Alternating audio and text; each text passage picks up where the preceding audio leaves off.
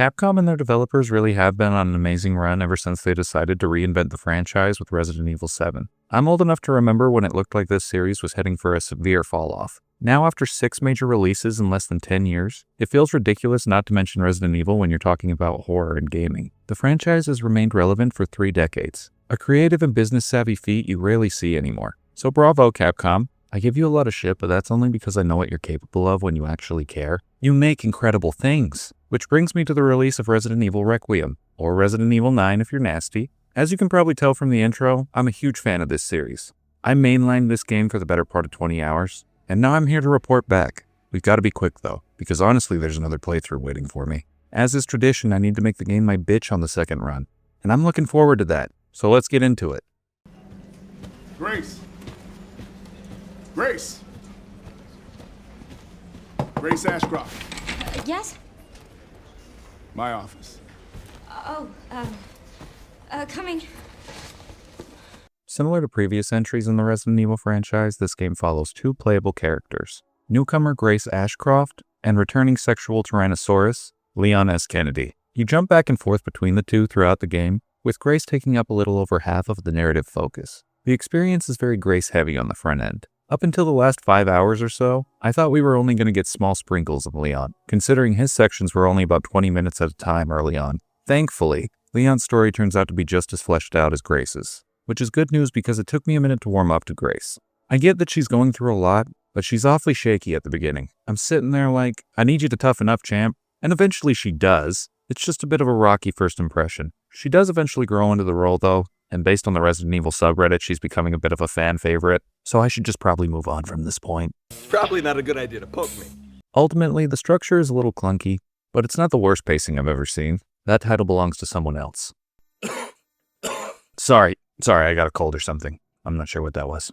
To give you the setup, Grace is a green FBI agent assigned to a major case that has huge implications tied to the original outbreak and its creators in Raccoon City. Her past is also intertwined with these revelations, adding a needed personal touch to the story's massive scale. On Leon's side of things, he's investigating the same case from a different angle. That's because Leon and his partner in the chair giving him intel, Sherry Birkin, have both been infected with a strain of the T virus that's turning them into, well, zombies.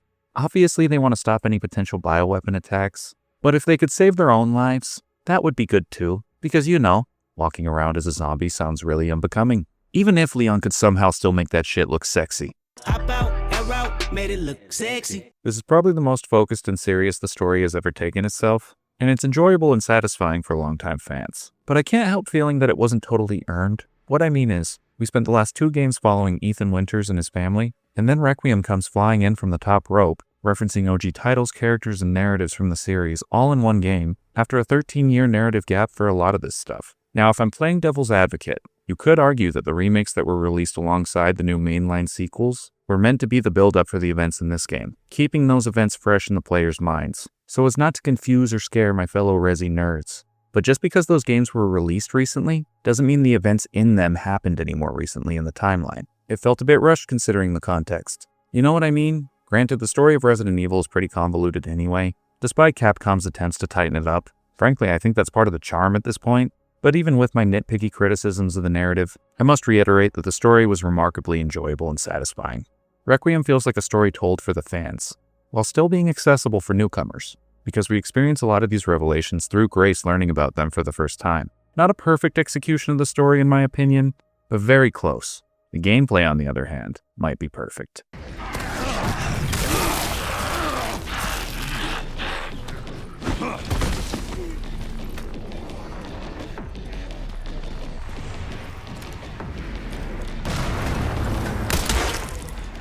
When you first start your playthrough of Resident Evil Requiem, you're prompted with options of difficulty, save rules, and camera perspectives. With the difficulty options, Classic Mode brings back the limited ink ribbon saves, and when it comes to perspectives, you can choose the camera placement for each character. The game recommends first person for Grace to maximize the horror, and third person for Leon, so you can admire his hair. Admire the action. That was a close one. You can mix and match any way you want, but I honestly think the default options are the way to go. The game is significantly more suspenseful in first person, and Grace's sections are clearly optimized for that, while the third person perspective is optimized to feel like an action film, fitting Leon's sections perfectly. And it's not just the camera that creates that difference. Grace and Leon play very differently in general. Grace's sections feel more like Resident Evil 7, with her health being a bit lower and her damage output being significantly lower as well. She's also not quick on her feet, at all. By the end of the game, she's a bit more competent in a fight, but avoiding enemies and hiding in the shadows is definitely the way to go when playing as her. Of course, this was an intentional design choice, and because of that, some of her boss fights are terrifying. You feel helpless when playing them, which makes it all the more cathartic when you get to fight some of those same enemies as Leon. The juxtaposition of being a sitting duck and becoming a hungry wolf is pronounced. It's so good to be able to fuck these guys up after they've been terrorizing you for the last couple hours. That word juxtaposition is going to be a key point here, because players are getting 2 games in one with Requiem. Grace and Leon share many gameplay elements, they're just geared differently depending on the tone each section is going for. For example, both characters can craft and buy items, but Grace has to hunt for most of her items, like scrap and infected blood that's sucked up with a tool that you get early in the game. Leon, on the other hand, finds most of his crafting items organically through progression, since survival horror isn't the priority in his sections. No, the priority is being death made flesh to all the infected in front of him, and the player is provided with all they need to help him accomplish that. Leon has resources shoveled at him when compared to Grace. This includes the way they purchase things as well. Grace finds a limited number of coins that you can use to buy buffs, like things to steady Grace's hand when aiming, or upgrading the capacity of the blood gadget that I mentioned earlier. Leon gets this bracelet that keeps track of your kills with a credit system. When you enter a safe area, Leon will be able to save, store items, and upgrade his weapons and armor with the credits you earn. Grace gets a storage crate too, but while she requires ink ribbons to save, Leon is able to save as much as the player wants regardless of the difficulty. Grace is also clearly wearing pants with no pockets because her on-character storage is significantly smaller than Leon's. I get it, Leon's got tactical gear, so players are essentially working with the briefcase from Resident Evil 4 when playing as him, but goddamn do I miss the space when I'm playing as Grace. To give Grace another positive, most of the puzzles in the game are found in her sections. Too bad they're about as challenging as 7's puzzles. Too easy, dude. Give me that crown. All said and done, players will be looking at a 10 to 12 hour playthrough for their first go, and that experience amounts to familiar game mechanics that are assembled in a way that feels fresh. Again, you have the claustrophobic survival horror feel of Resident Evil 7 while playing as Grace, and the high-octane action of the Resident Evil 4 remake with Leon. They even brought back the basic stealth mechanics, and the parry system is just as satisfying as last time. Requiem takes everything you love about the franchise's last 6 releases and puts it all in a nice contained package. It's the deluxe combo meal of the Resident Evil games. Finger licking good special. That's what I'm talking about. And I'm here for it. There are a few variations in the gameplay from previous titles, and we see that with some of the new enemy types. There are the standard infected, but there are also these singing women that, if alerted, will scream, bringing more infected over to you. And there are these very powerful, quick, blind enemies that are straight up the clickers from the Last of Us games. The way they behave, how hard they hit, everything. He copied my whole fucking flow. There are a couple of returning enemies from the series I don't want to spoil here, but expect some usual suspects to be a pain in the ass late game, and that's just the main gameplay loop. When it comes to side stuff, you can find collectible raccoon bobbleheads, along with documents that give you additional lore or clues to finding bonus equipment and items. There is also a detailed map that players can access at any time to find most of these things. And you're going to want to do that along with completing the gameplay challenges listed in the main menu, because the more bonus stuff you find and complete, the more challenge points you get. There are a ton of bonus items to purchase, from character models, concept art, bonus costumes, weapons, and you're going to need all the CP you can get to make that happen. Everything works together nicely in Requiem, but as always, I can find something to complain about. Firstly, just like the narrative, the pacing is a bit off when you jump between Grace and Leon, especially at the beginning. Also, while most of the boss fights in the game are fun and creative, there are a few that feel too similar to each other. There's a fat man and a giant spider in Leon's campaign that are the most guilty. And what's with the lack of a grade when finishing the story? Come on, you're just going to tell me the time it took to complete? The letter grade given at the end of these games is kind of iconic. This is one of the few times I'm going to ask this. But why aren't you judging me? I want to be judged. Notice me, senpai. Notice me. These complaints look like nothing when you compare them to all the positives that the gameplay has to offer, but I still needed to mention them. Can't suck the game off completely. At least not yet. We still have the presentation to talk about after all.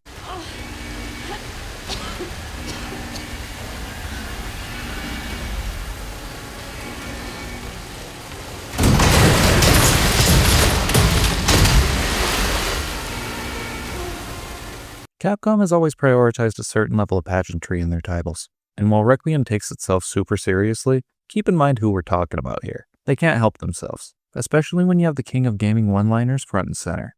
I think I want a second opinion. Let's bust this game's balls a little bit. What's up with the product placement, Capcom? Did you really think this game wasn't going to be super successful? Really?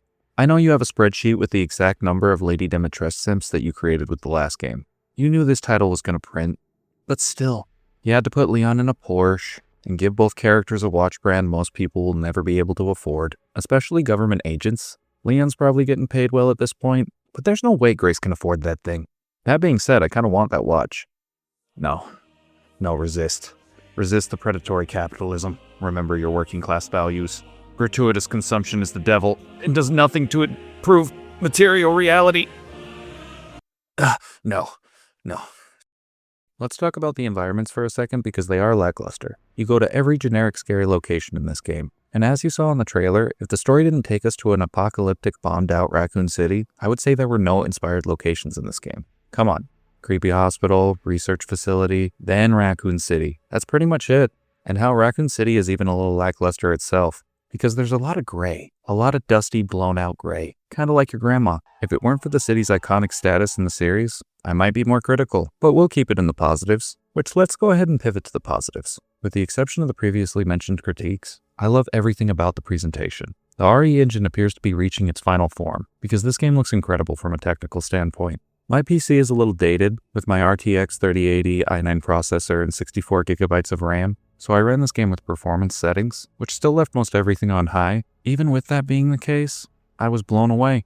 Full transparency, I had this bleeding shadow effect I couldn't fix with setting adjustments, but I think it's related to my rig, and may even be fixed with later optimization updates. Regardless, it didn't affect the beauty of the game much. You can see the pores, sweat, and imperfections on people's faces, lighting reflects realistically off clothing and other surfaces, and the enemies look appropriately horrific. The game even delivers a solid amount of gore. The presentation culminates into a visceral, exciting atmosphere. I found myself getting so caught up in some of the scares that when I had a moment to breathe and look around, it occurred to me how insane things had become. Hold on.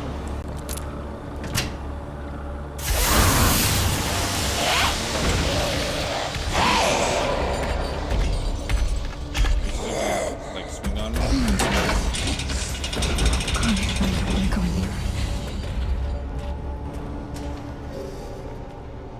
Okay, now we got a fucking body rotisserie.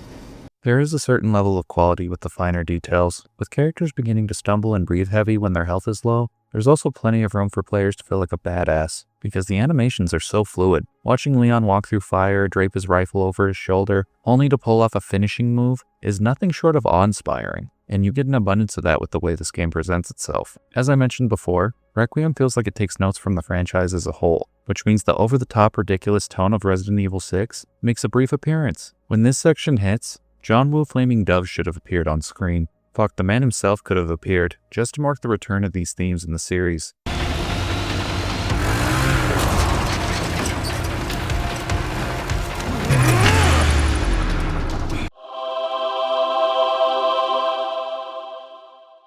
Did you miss me?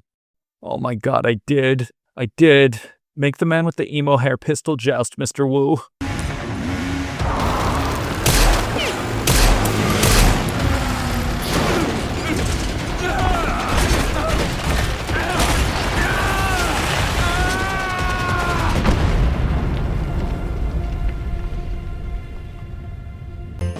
Fuck yeah. Unfortunately, Capcom has fully embraced the modern gaming industry norm of charging $70 for their big AAA games. So the question is, does Resident Evil Requiem justify that price tag? I'd say yes, and it doesn't matter if you're a newcomer to the series or a veteran. But I will say this game will be appreciated by longtime fans more than newcomers. Requiem is a love letter to the series, and it shows that in every area. Story, gameplay, presentation, it doesn't matter. Resident Evil Requiem is the most Resident Evil-y game to have ever Resident Evil'd. I know that sounds ridiculous, but that sums up the experience perfectly, and lands this game easily in my top 3 of the franchise. Capcom appears to have these games down to a science at this point, and as long as they keep pumping them out with this level of quality, I don't really mind if we keep going. Keep remaking the old ones and dropping new bangers. Let's standardize this bitch for future generations. I respect it. Pick this game up if you haven't yet. Happy 30th anniversary to the Resident Evil series. That's it for me, and as always, thank you for your time.